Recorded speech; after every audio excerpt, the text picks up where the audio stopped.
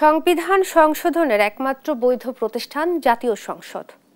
তাই এমন কোনো উপায়ে সংবিধান সংশোধন করা ঠিক হবে না যাতে পরবর্তীতে তা প্রশ্নবিদ্ধ হয়, এমন মন্তব্য করেছেন বিএনপির স্থায়ী কমিটির সদস্য সালাউদ্দিন আহমদ।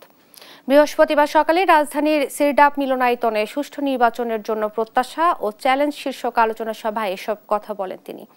জানান, প্রকৃতভাবে স্বাধীন নির্বাচন কমিশন, স্বাধীন বিচার বিভাগ, তত্ত্বাবধায়ক সরকার, মুক্ত গণমাধ্যম, এ চারটি বিষয়ই হবে সুষ্ঠু নির্বাচনের জন্য রক্ষা কবচ।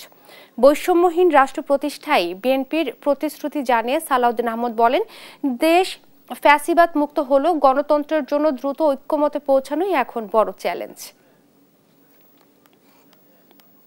সংবিধান সংশোধনী সংক্রান্ত যে কোনো প্রস্তাব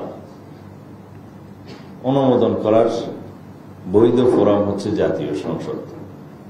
কিন্তু আমরা সেই সংবিধান সংশোধনীগুলো কি করব সেই বিষয়ে জাতীয় ঐক্যমত্যে পৌঁছাতে পারি আগে, সেটাই সংস্কার কমিশনের কাজ, সেটাই ঐক্যমত্য কমিশনের কাজ।